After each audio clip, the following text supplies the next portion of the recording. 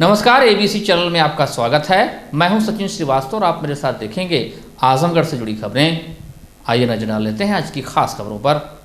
खबर के प्रायोजक हैं राशि इंफ्राटेक, लाए हैं आर्केडियम सेंट्रल, वृंदावन योजना, रायबरेली रोड, लखनऊ में कमर्शियल प्रॉपर्टी मात्र 37,50,000 रुपए में, जल्दी करें। Kashi Gomti jewellers, A wing of Kashi Gomti group, निकट भंवरनाथ मंदिर, Ayodhya road, Azamgarh. Sarvodaya public school, Harbanspur, Azamgarh, affiliated to CBSE New Delhi. Admission open for classes nursery to 9th and 11th. HMPS, Kartalpur bypass, Sarai Mandraj, Azamgarh, affiliated to CBSE New Delhi.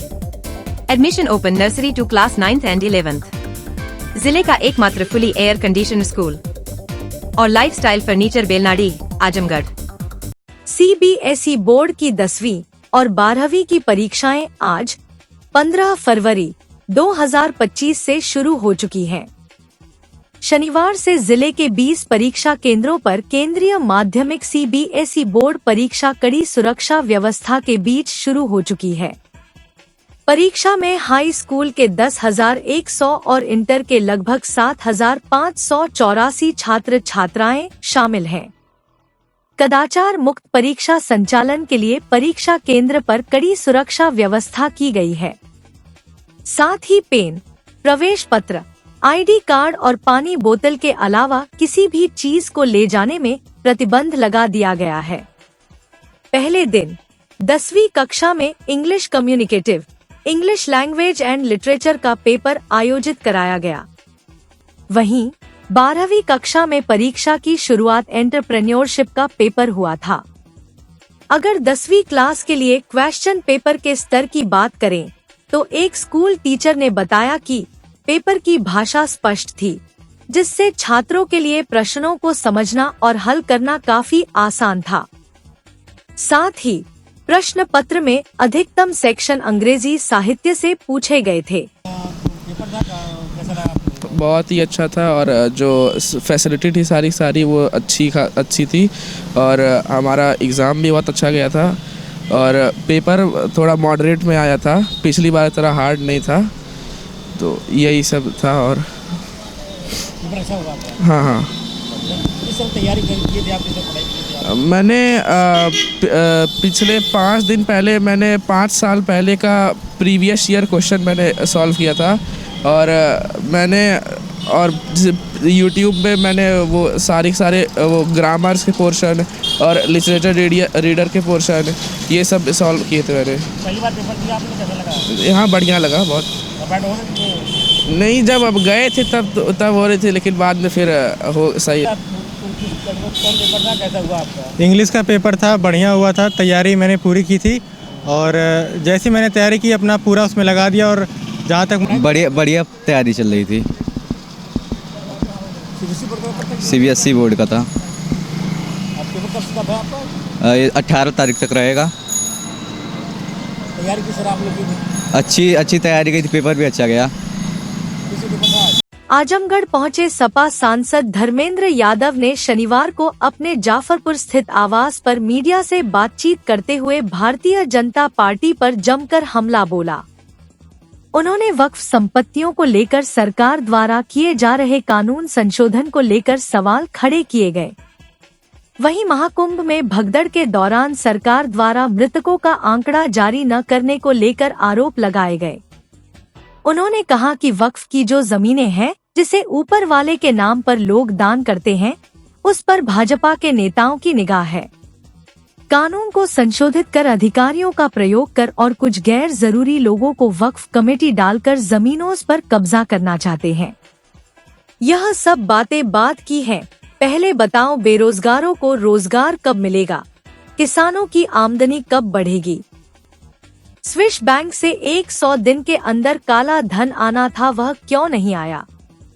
आजादी के 75 साल में पहली बार $1 की कीमत 88 रुपए हो गई है। ऐसा पहली बार हुआ। इसका जवाब कब दोगे?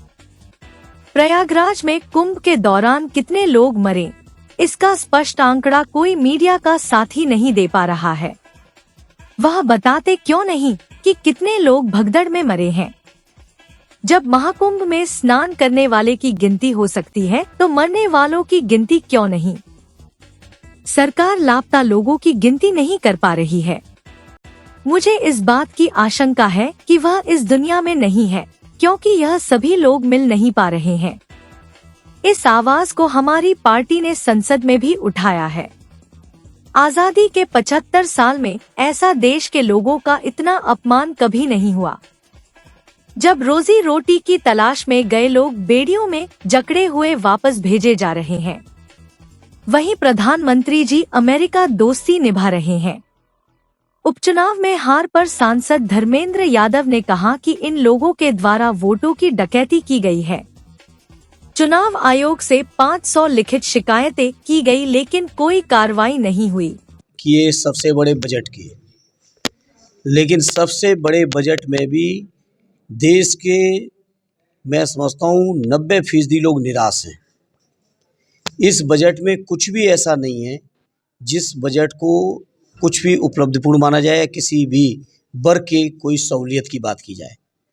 किसानों के कर्ज की स्थिति पता है आपको, एमएसपी किसानों की आज तक नहीं हुई।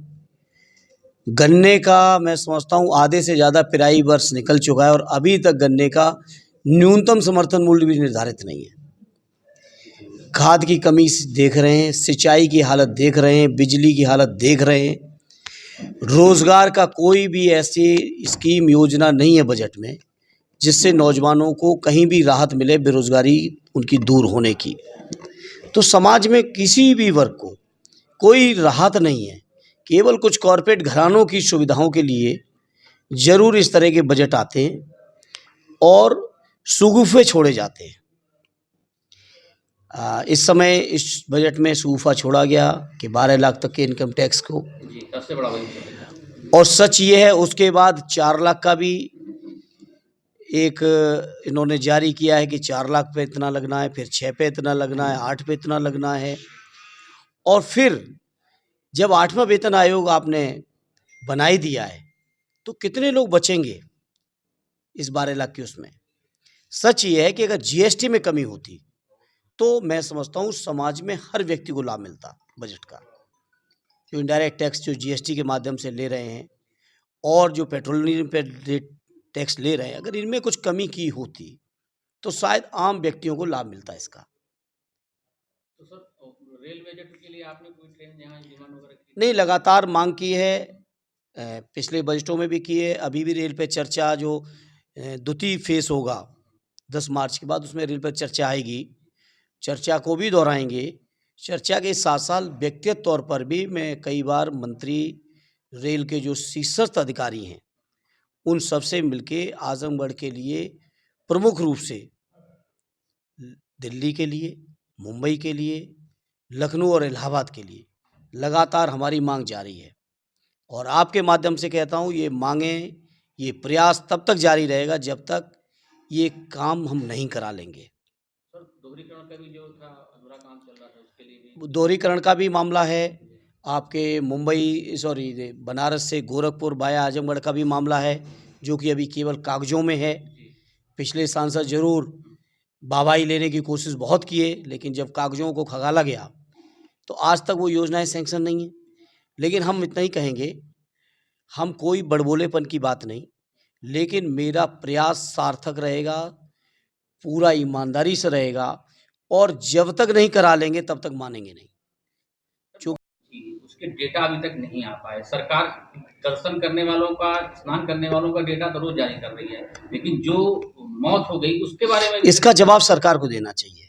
और जिस दिन से घटना हुई है, आदरणीय राष्ट्रीय अध्यक्ष जी और पूरी समाजवादी पार्टी प्रेस के माध्यम से, संसद के माध्यम से, हर प्लेटफॉर्म पर ये सवाल कर रहे हैं, लेकिन आज तक इस बात का जवाब नहीं है। कल ही मैं सुन रहा था मुख्यमंत्री जी अपनी पीठ थपथपा रहे थे कि 49 करोड़ से ज़्यादा लोगों ने स्नान कर लिया। अगर 49 करोड़ के स्नान करने वाले श्रद्धालुओं की गिनती कर सकते हैं तो आखिर मृतकों की गिनती क्यों नहीं दे पा रहे? आखिर जो लोग अभी भी लापता हैं उनकी गिनती क्यों नहीं दे पा रहे? और मैं समझता हूँ शंका इस बात की है कि जो लोग लापता हैं वो भी कहीं ना कहीं आज शायद दुनिया में नहीं है, क्योंकि तभी लोग नहीं मिल पा रहे हैं। सर आपके एक सांसद अफजाल अंसारी जी हैं उन पर मुकदमा दर्ज किया गया है। उन्होंने ये कह दिया था कि जो जितने लोग इस्तेमाल करने जा रहे हैं सीधे बैकुंठ चले जाएंगे, फिर न कि कुछ बचे। देखिए, अफजाल साहब का मैंने सुना नहीं बयान, इसलिए मैं उस पर कुछ नहीं कहूँगा। लेकिन हाँ, इस समाजवादियों पे मुकदमा होना कोई बड़ी चीज़ तो है नहीं। अभी कल ही रात लखनऊ में जिस तरह का तांडव चल रहा है मनीष जगन अग्रवाल जी को लेकर, कोई मामूली बात है। और आज मैं सुबह देख रहा हूँ मीडिया पे, सोशल मीडिया के राष्ट्रीय अध्यक्ष जी के आवास के सामने छावनी बन गई है। अब सोचो, राष्ट्रीय अध्यक्ष जी के आवास के सामने छावनी बना दे रहे हैं। तो ये बीजेपी के लोग क्या कर रहे हैं क्या नहीं, क्योंकि इनके पास अपनी उपलब्धि बताने को, अपने किए हुए कामों को बताने के लिए कुछ नहीं है। केवल प्रशासन के लोग जो छावनी बनाने में लगे, अगर इतना ही प्रशासन कुंभ की व्यवस्था में लगाए होते तो शायद इतने लोगों की जान न गई होती। क्योंकि डकैती, चुनाव आयोग को 500 लिखित एप्लीकेशन दी गई, शिकायतें दी गई, एक भी एप्लीकेशन पर कोई कार्रवाई नहीं की। इसीलिए हम लोगों ने मजबूर होकर संसद के अंदर चुनाव आयोग के लिए कफन का इंतजाम किया। क्या लग रहा है कि 27 का चुनाव हो पाएगा, इससे निष्पक्ष हो पाएगा? जनता आएगी मैदान में। ये उपचुनाव में प्रशासनिक तांडव के मात्र से जनता देख रही है हर चीज का और सबका जवाब देगी। और अभी लोकसभा में दिया है, कोई नई बात नहीं है। तो क्या लग रहा है लोकसभा में बहुत बेईमानी के बावजूद हमारे अलायंस की 43 सीटें जीती, 5 सीटें काउंटिंग में हराई गईं, और काउंटिंग से पहले की जो बेईमानी थी वो अतिरिक्त थी। अगर निष्पक्ष चुनाव होता तो 43 की जगह 60 से ज़्यादा सीटें हम लोग लोकसभा में जीत चुके थे। क्या रणनीति रहेगी 27 के लिए? अब रणनीति बता देंगे तो रणनीति का तो आगे वो दूसरा इंतजाम कर। लेकिन हाँ, एक चीज़ ज़रूर है, पीडीएफ परिवार प्रदेश का जनमानस आदरणीय अखिलेश जी के नेतृत्व में मजबूती से खड़ा होगा। और मैं समझता हूँ इस तरह की हर बेईमानी का जवाब जनमानस लोकतांत्रिक तरीके से देगा। दिल्ली में सर केजरीवाल जी की हार का कारण क्या रहा? मानते हैं कि चुनाव आयोग रहा उसमें जिम्मेदार या जनता रही? नहीं, चुनाव आयोग तो हर जगह शामिल है। महाराष्ट्र में भी शामिल था। चुनाव आयोग ही उनका सबसे बड़ा टूल बना हुआ है। महाराष्ट्र में भी थे, दिल्ली के लोगों की भी यही शिकायत है। उत्तर प्रदेश में हम लोगों ने अभी जो 9 इलेक्शन हुए थे उनमें भी तांडव देखा है, मिल्कीपुर में भी तांडव देखा है। तो ये तो सब चीज़ें अपने साथ चली रही हैं। लेकिन बाकी मैं सोचता हूँ आम आदमी पार्टी और वहाँ के लोग समीक्षा करेंगे। उत्तर प्रदेश के लोग अब तैयार हैं आदरणीय अखिलेश जी के नेतृत्व में 27 में एक मजबूत और ऐतिहासिक सरकार बनाने को। सर, एक तरफ तो मोदी जी और ट्रम्प जी की दोस्ती बड़ी प्रगाढ़ है, और एक तरफ जो है भारतीयों को वीडियो में जकड़ते। अब इसका जवाब तो प्रधानमंत्री जी को देना चाहिए, सरकार में बैठे लोगों को देना चाहिए। मैं समझता हूँ जहाँ आज़ादी का अमृत महोत्सव मना रहे हैं देश, इतने दिनों में 75 सालों में कभी भी देश के नागरिकों का इस तरह का अपमान नहीं हुआ। जिस तरीके से बंदी बना के, हाथ और पैर बांध के लोगों को खाना नहीं मिला, वही आप समझ सकते हैं कि अमेरिका से चले थे, कम से कम 15 से 18 घंटे की यात्रा रही होगी। लोग मूलभूत सुविधाओं से वंचित थे, वॉशरूम नहीं जा पाए, खा नहीं पाए। बच्चे, महिलाएं, बुजुर्ग हाथों में बेड़ियां, पैरों में बेड़ियां डाल के जिस तरह से भेजे गए, ये बहुत दुर्भाग्यपूर्ण है। और मैं समझता हूँ देश का गौरव इससे बहुत गिरा है। इस बात को संसद में भी समाजवादियों ने बहुत मजबूती से उठाया था। अब प्रधानमंत्री जी गए हैं, दोस्ती निभा रहे हैं, बहुत अच्छी बात है। लेकिन इन देश के लोगों के स्वाभिमान की भी चर्चा उनको वहाँ करनी चाहिए थी। जो वक्फ का बिल आ रहा है उसके लिए जेपीसी से हो चुका है, और उसका विरोध मुस्लिम संगठन कर रहे हैं, लगातार कह रहे हैं कि हमारे ये हितों पर ये सरकार हमला कर रही है। पूरी तरह से कुठाराघात है। जो वक्फ की ज़मीनें हैं उन ज़मीनों पर भारतीय जनता पार्टी के लोगों की निगाह है। रक्षा की ज़मीनें लोगों को कौड़ियों के भाव बेची गई, रेल की ज़मीनें बेची गई। अब वक्फ की ज़मीनों पर इनकी निगाह है, क्योंकि जो वक्फ का आज का कानून है, इस कानून के हिसाब से ये ज़मीन नहीं कब्जा कर सकते थे, इसलिए कानून में संशोधन लाए हैं। जेपीसी बनी ज़रूर थी, अच्छी बात थी, लेकिन जेपीसी में किसी भी विपक्ष के सांसद की कोई भी राय, कोई भी संशोधन स्वीकार नहीं किया गया। यूपी बोर्ड की हाई स्कूल और इंटरमीडिएट परीक्षा के लिए केंद्र निर्धारण में गड़बड़ी करने का मामला सामने आया है। शिकायत मिलने पर अपर निदेशक ने मामले की जांच संयुक्त शिक्षा निदेशक आजमगढ़ से कराई, तो जांच में कई आरोप सही पाए गए। जांच में परीक्षा प्रभारी व एक बाबू को दोषी मिलने पर निलंबित कर दिया गया। इसके बाद जांच में डीआईओएस भी दोषी पाए गए। जेडी ने अपनी रिपोर्ट परीक्षा सचिव को भेजी दी है। इसे लेकर विभागीय कर्मचारियों में खलबली मची हुई है। इस बार यूपी बोर्ड परीक्षा केंद्र निर्धारण में बड़ा खेल किया गया है। इसकी शिकायत शिक्षक संगठनों ने भी जिले स्तर पर की। इसके बाद भी किसी ने इसका संज्ञान नहीं लिया और केंद्र निर्धारण की प्रक्रिया पूरी करते हुए जिले में 282 परीक्षा केंद्र बनाए गए। परीक्षा प्रभारी उमाकांत यादव ने केंद्र निर्धारण में मनमानी की। यहां तक कि परीक्षा केंद्र बनाने के लिए 2.5 लाख रुपए वसूली करने का भी आरोप लगा। इसकी शिकायत नेता विरोधी दल लाल बिहारी यादव, उत्तर प्रदेश माध्यमिक शिक्षक संघ के संरक्षक रामजन्म सिंह व श्री दुर्गाजी इंटर कॉलेज ने सचिव माध्यमिक शिक्षा परिषद प्रयागराज से की थी। सचिव ने जांच के आदेश दिए। संयुक्त शिक्षा निदेशक दिनेश सिंह ने मामले की जांच की तो कई आरोपों की पुष्टि हुई। जांच में सामने आया कि केंद्र निर्धारण को लेकर 2 बैठक हुई थी, जिसमें एक डीएम ने बैठक ली थी, वहीं दूसरी बैठक हुई ही नहीं। इसके बाद भी बैठक होना दिखाया गया है। दोनों बैठकों में हुए हस्ताक्षर का मिलान किया गया तो डीएम नवनीत सिंह चहल का और अन्य सदस्यों के हस्ताक्षर भिन्न पाए गए। इसे लेकर संयुक्त शिक्षा निदेशक दिनेश सिंह ने परीक्षा सचिव को अपनी जांच आख्या भेज दी है। उम्मीद जताई जा रही है कि जांच में दोषी पाए गए डीआईओएस के खिलाफ सख्त कार्रवाई की जाएगी। इस मामले में संयुक्त शिक्षा निदेशक दिनेश सिंह ने बताया कि बोर्ड परीक्षा के केंद्र निर्धारण के संबंध में जो जांच की गई है उसमें यह अनियमितता पाई गई थी कि 165 परीक्षा केंद्रों के बच्चों का परीक्षा केंद्र परिवर्तित कर दिया गया। दूसरी अनियमितता यह पाई गई कि शासनादेश के अनुसार जिनके गुणांक अधिक है उनको पहले परीक्षा केंद्र बनाया जाना चाहिए था, परंतु कम गुणांक वाले विद्यालयों को परीक्षा केंद्र बना दिया गया, जबकि अधिक गुणांक वाले विद्यालयों को परीक्षा केंद्र नहीं बनाया गया। तीसरी अनियमितता यह थी कि एक स्कूल का सेंटर 75 किलोमीटर दूर चला गया था, उसमें छात्र हित में संशोधन करा दिया गया है।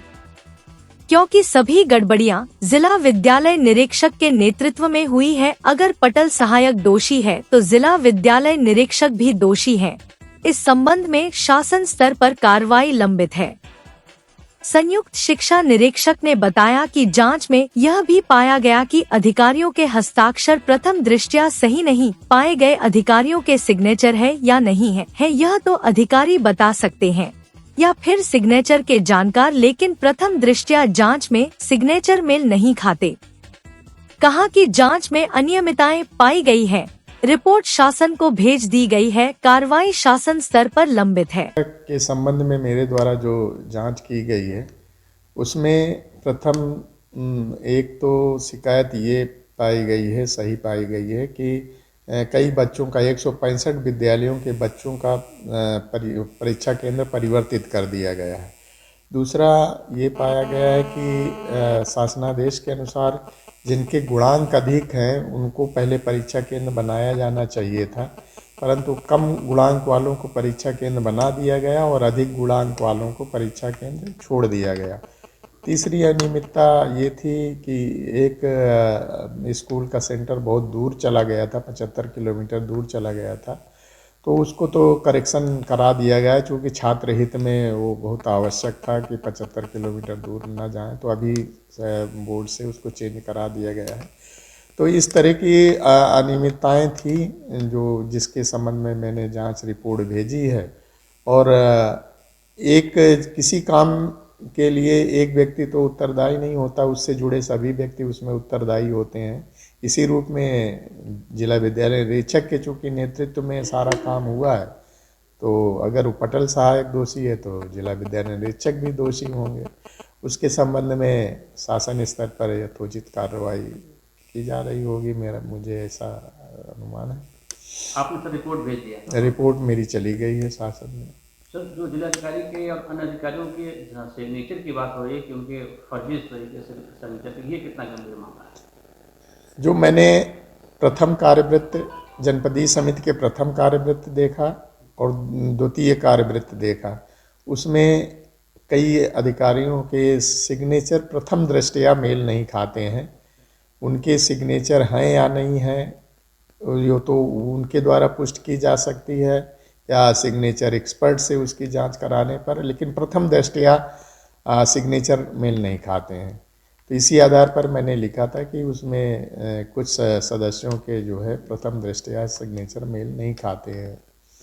तो सर जो परीक्षा केंद्र का निर्धारण हुआ इसमें बड़े पैमाने पर खेल हुआ लग रहा है, इसमें जांच में आपको पाया गया? जांच में जो अनियमितताएं हुई हैं, अब खेल को तो मैं नहीं कह सकता, लेकिन जो अनियमितताएं हैं जरूर में जो हम जांच करते हैं तो शासनादेश के अनुरूप करते हैं ना, कि शासनादेश में क्या व्यवस्था है और यहाँ क्या किया गया है। तो जो शासनादेशों का उल्लंघन हुआ है तो उन पर ही हम अपनी रिपोर्ट दे सकते हैं, और खेल के विषय में तो मैं नहीं कह सकता कुछ भी। तो सर आपने क्या संस्तुति की है, किस तरह की कार्रवाई करना? मैंने तो हमने तथ्यात्मक जांच भेजते हैं कि इन शासनादेश के इन बिंदुओं का उल्लंघन हुआ है। कार्रवाई तो फिर शासन या विभाग तय करता है कि क्या कार्रवाई करना है। जैसे मैंने मेरी रिपोर्ट पर विभाग के उच्च अधिकारियों ने आदेश दिया कि इन दोनों को निलंबित करके इनके विरुद्ध अनुशासनात्मक कार्रवाई की जाए, तो मेरे द्वारा उनको निलंबित करके अनुशासनात्मक कार्रवाई चार्जशीट हमने दे दिया है उनको।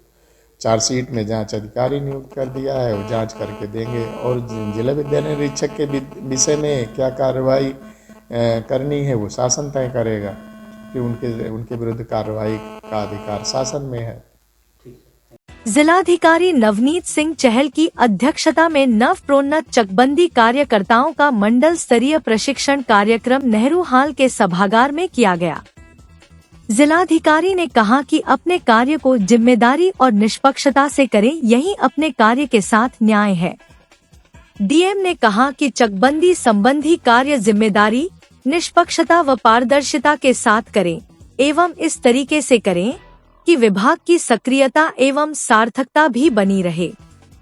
इस अवसर पर उप संचालक चकबंदी ने बताया कि मंडल स्तरीय प्रशिक्षण कार्यक्रम दिनांक 11 फरवरी से 16 फरवरी तक चलेगा, जिसमें सर्वेक्षण, जो चकबंदी मैनुअल के संगत प्राविधान, पड़ताल कार्य, संबंधित पत्रावलियों का प्रशिक्षण व रिपोर्ट तैयार करना, कब्जा परिवर्तन की कार्यवाही का परिचय एवं चकों के सीमांकन संबंधी आवश्यक दिशा निर्देश, अभिलेखों की तैयारी, सर्वे कार्य की फील्ड ट्रेनिंग इत्यादि विषयों पर चकबंदी कर्ताओं को ट्रेनिंग दी जाएगी।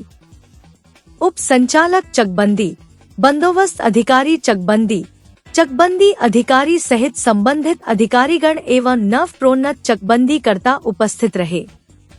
आपको बता दें कि चकबंदी के कार्यों को यूपी में अब नई रफ्तार मिलने की उम्मीद की जा रही है, जिसका सीधा फायदा किसानों को मिलेगा। सीएम योगी के फैसले से राज्य के चकबंदी विभाग में वर्षों से रुकी पदोन्नति पूरी हो गई है। बीते महीने 728 चकबंदी लेखपालों की पदोन्नति के बाद अब लंबे समय से प्रतीक्षित 122 कर्मचारियों को पदोन्नति दी गई है। सरकार के इस फैसले से विभागीय कार्यों में तेजी आने की उम्मीद बढ़ गई है। देखिए, आज नवप्रोन्नत चकबंदी कर्ता गणों का प्रशिक्षण का समापन यहाँ पर जनपद आजमगढ़ में हुआ है, और आसपास के विभिन्न जनपदों से जो हमारे नवप्रोन्नत चकबंदी कर्ता गण हैं, कुल 107 उन्होंने यहाँ पर आज प्रशिक्षण प्राप्त किया। तो ये 5 दिन इनका क्लासरूम सेशन भी रहा, कुछ फील्ड एक्सरसाइज भी रही, कल भी इनका पड़ताल और फील्ड मूवमेंट का कार्यक्रम रहेगा।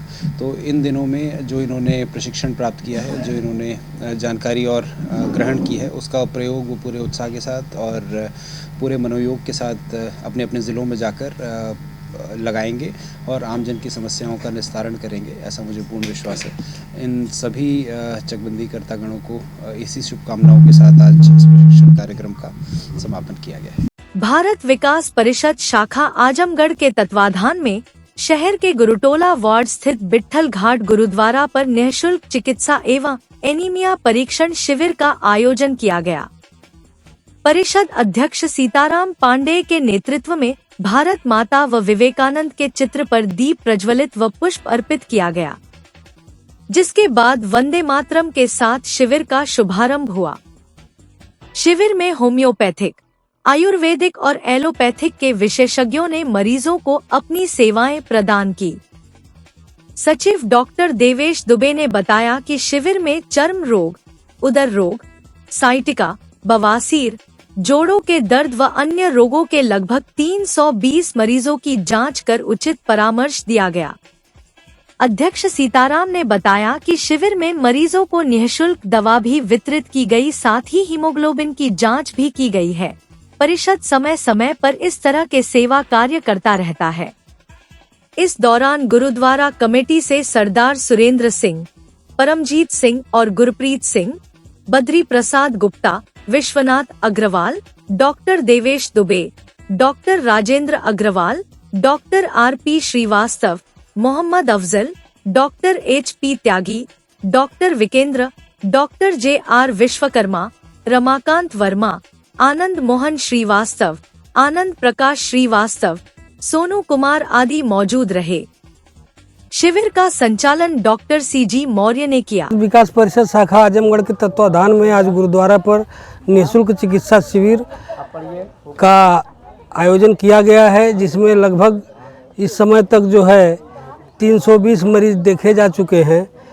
और इस शिविर में होम्योपैथिक, एलोपैथिक, आयुर्वेदिक, नेत्र चिकित्सक, दंत चिकित्सक के चिकित्सकों ने अपनी सेवाएं दी। उद्देश्य क्या रहा आज के शिविर का? भारत विकास परिषद शाखा आजमगढ़ अनवरत सामाजिक उत्थान के लिए कार्यक्रम करते रहते हैं। उसी कार्यक्रम के अंतर्गत आज निःशुल्क चिकित्सा शिविर का आयोजन किया गया, जिसमें हमारे अध्यक्ष सीताराम पांडे जी, प्रकल्प प्रमुख बद्री प्रसाद गुप्त जी, doctor CG Maurya ji, doctor Anil Pandey ji, Mohammad Afzal भाई, doctor JR Vishwakarma ji, Sonu pathologist जो हैं, डॉक्टर विकेंद्र विश्वकर्मा जी ने अपनी सेवाएं दी। विकास परिषद शाखा आजमगढ़ के तत्वाधान में एक निःशुल्क एनीमिया जांच का शिविर किया गया, जो विट्ठल दास गुरुद्वारे पर। उसमें एनीमिया की जांच होगी, ब्लड की जांच होगी और सारी जांच निःशुल्क होगी। डॉक्टर देवेश दुबे के नेतृत्व में ये कार्यक्रम संपन्न किया जा रहा है, जिसमें हमारे doctor RJ Vishwakarma ji, doctor Pandey ji, doctor विकेंद्र जी, तमाम डॉक्टर सभासद इस क्षेत्र के यहाँ उपस्थित हैं। मंडलायुक्त विवेक एवं DIG सुनील कुमार सिंह द्वारा संयुक्त रूप से शनिवार को तहसील सदर में आयोजित संपूर्ण समाधान दिवस में जन समस्याओं को सुना गया। इस अवसर पर समस्त संबंधित अधिकारियों को जन समस्याओं को निर्धारित समय में गुणवत्तायुक्त निस्तारण करने के निर्देश दिए। जन सुनवाई के दौरान कुल 30 मामले आए, जिसमें से 8 मामलों का मौके पर निस्तारण किया गया तथा शेष 22 मामलों के निस्तारण हेतु संयुक्त टीम बनाते हुए मौके पर जाकर निस्तारण करने के निर्देश दिए। प्राप्त मामलों में राजस्व विभाग के 22, पुलिस के 6, विकास के 1 एवं अन्य के 1 मामले शामिल हैं। मंडलायुक्त एवं DIG ने समस्त संबंधित अधिकारियों को निर्देशित किया कि जिन जिन विभागों से संबंधित आवेदन पत्र प्राप्त हुए हैं, उसका निस्तारण 100% गुणवत्तायुक्त करना सुनिश्चित करें। इस अवसर पर ज्वाइंट मजिस्ट्रेट उप जिलाधिकारी सदर सुनील कुमार धनवंता, CO सदर सहित समस्त संबंधित अधिकारी उपस्थित रहे। वहीं जिलाधिकारी नवनीत सिंह चहल एवं पुलिस अधीक्षक हेमराज मीना की अध्यक्षता में शनिवार को तहसील मार्टिनगंज के सभागार में संपूर्ण समाधान दिवस का आयोजन किया गया। इस अवसर पर जिलाधिकारी ने संबंधित अधिकारियों को जन समस्याओं के त्वरित एवं गुणवत्तायुक्त निस्तारण करने के निर्देश दिए। उन्होंने कहा कि इसमें किसी भी स्तर पर लापरवाही क्षम्य नहीं होगी। जन समस्याओं का गुणवत्तायुक्त एवं समयबद्ध निस्तारण शासन की प्राथमिकता है। इस अवसर पर कुल 83 मामले आए, जिसमें से 6 मामलों का मौके पर निस्तारण किया गया तथा शेष 77 मामलों का निस्तारण निर्धारित समय सीमा के अंतर्गत करने के लिए जिलाधिकारी ने संबंधित अधिकारियों को निर्देश दिए। प्राप्त मामलों में राजस्व विभाग के 52, पुलिस के 12, विकास के 9 एवं अन्य के 10 मामले शामिल हैं। जिलाधिकारी ने समस्त संबंधित अधिकारियों को निर्देशित करते हुए कहा कि जिन जिन विभागों से संबंधित आवेदन पत्र प्राप्त हुए हैं उसे जल्द से जल्द 100% गुणवत्तायुक्त निस्तारित करना सुनिश्चित करें। जिलाधिकारी ने कहा कि यदि समस्याओं का निस्तारण प्रारंभिक स्तर पर ही कर दिया जाए तो जनता को मुख्यालय तक नहीं जाना पड़ेगा। इसलिए अधिकारीगण प्राथमिकता के आधार पर प्रारंभिक स्तर पर ही जन समस्याओं का वास्तविक निस्तारण कर दें। इस अवसर पर मुख्य विकास अधिकारी परीक्षित खटाना, सीएमओ डॉक्टर अशोक कुमार, उप जिलाधिकारी मार्टिनगंज, तहसीलदार मार्टिनगंज एवं अन्य जिला स्तरीय अधिकारी उपस्थित रहे। शहर कोतवाली क्षेत्र के हाफिजपुर पावर हाउस के पास रोड पर साइकिल से घर जा रहे युवक की सड़क दुर्घटना में मौत हो गई। पुलिस को सूचना मिलते ही शव को कब्जे में लेकर पोस्टमार्टम हाउस भेजा गया। शहर कोतवाली क्षेत्र के करीमुद्दीनपुर गांव निवासी चंद्रबली मौर्य उम्र लगभग 29 वर्ष पुत्र मोतीलाल शुक्रवार की रात लगभग 10 बजे तिलक कार्यक्रम बंशी बाजार से साइकिल लेकर घर जा रहा था। जैसे ही हाफिजपुर पावर हाउस के पास पहुंचा ही था तभी तेज रफ्तार से आती बाइक से टक्कर होने से घायल हो गया। आसपास के लोगों ने एम्बुलेंस से जिला अस्पताल भिजवाया, जहां डॉक्टर ने उसे मृत घोषित कर दिया। मृतक 4 भाई एक बहन में सबसे छोटा था और अलमारी बनाने का काम करता था। नाम जिनका एक्सीडेंट हुआ है चंद्रबली मौर्य, हमारे चाचा के लड़के हैं, 29 साल उम्र थी। ये बंसी बाजार से मतलब निमंत्रण में खा करके 8:30 बजे जा रहे थे ग्राम करमुद्दीनपुर। उसके बाद जो है हाइडिल चौराहे के यहाँ हाइडिल के बीच में एक्सीडेंट हो गया है बाइक से। कब हुआ घटना? 9:30 बजे के आसपास, कल शाम को। हाँ, मौके मौत हुई, इलाज के दौरान? अब मौके पे ही मौत हो गई थी। कब पता चला आप लोगों को? हम लोगों को 10 बजे पता चला। क्या पता चला? यही पता चला कि उनकी मौत हो गई। जब उनके मोबाइल पे कॉल किया गया तो फ़ोन जो है कि चौकी प्रभारी उठाए और बोले कि इमरजेंसी में एडमिट है, इनका एक्सीडेंट हो गया है। सदर में हम लोग पहुँचे तो हम लोगों से कहे कि इनके मौके पे ही ऑन स्पॉट मौत हो गई है। बरदह थाना क्षेत्र के मुक्तिपुर बाजार में मोबाइल लेने गई महिला की सड़क दुर्घटना में मौत हो गई। पुलिस को सूचना मिलते ही शव को कब्जे में लेकर पोस्टमार्टम हाउस भेजा गया। बरदह थाना क्षेत्र के इसहाकपुर गांव निवासी सुमन देवी उम्र लगभग 45 वर्ष पुत्र ज्ञानचंद शुक्रवार की शाम लगभग 6 बजे मुक्तिपुर बाजार मोबाइल लेने गई थी, तभी रोड क्रॉस करते समय बाइक से टक्कर होने से घायल हो गई। सुमन को परिजन ठेकमा के एक प्राइवेट हॉस्पिटल ले गए, जहां डॉक्टर ने दवा देकर छोड़ दिया। परिजन सुमन को घर ले गए, जहां शनिवार की सुबह लगभग 5 बजे के करीब उनकी मौत हो गई। मृतिका को कोई पुत्र पुत्री नहीं है। हमारी चाची लगती थी। कहाँ से कहाँ जा रही थी, कैसे घटना घटी है? ये मुक्तिपुर बाजार से 500 मीटर पहले की बात है। वहाँ जा रही थी, वहाँ पर ऐसा बाइक से दुर्घटना हो गया। साइड मारती बाइक वाले ने। पैदल जा रही थी? जी सर, पैदल। क्या उम्र थी? ये उम्र इनकी 45-47 साल है। नाम सुमन। आप लोग को FIR दर्ज कराई गई है? जी सर, हो गया।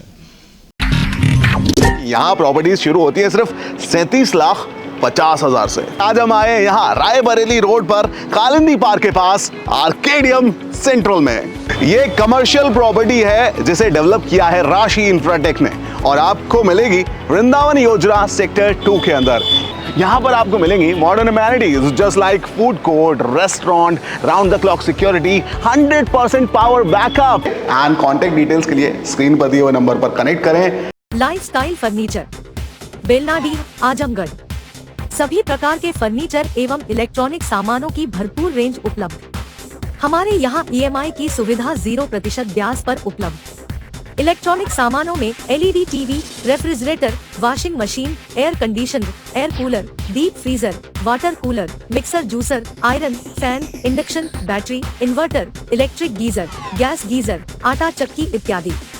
फर्नीचर के सामानों में बेड, गद्दा, सिंगारदान, अलमीरा, sofa, table, chair, rack, stool, संदीली, सीढ़ी, डाइनिंग टेबल, झूला आदि। शादी विवाह की हो तैयारी या ऑफिस और घर के लिए सामानों की करनी हो खरीदारी, पहुँचिए lifestyle furniture, Belnadi, Azamgarh. Harishchandra Mishra public school Kartalpur bypass, Sarai Mandraj, Azamgarh. Affiliated to CBSE New Delhi.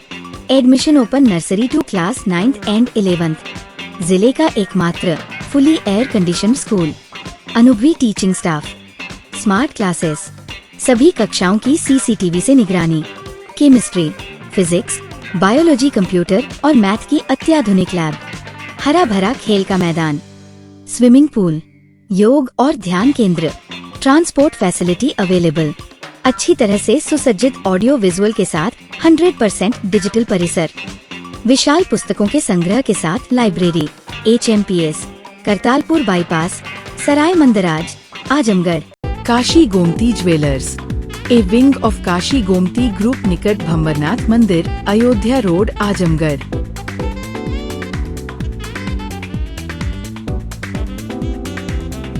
Gold, diamond और सिल्वर की ज्वेलरी का विशाल संग्रह।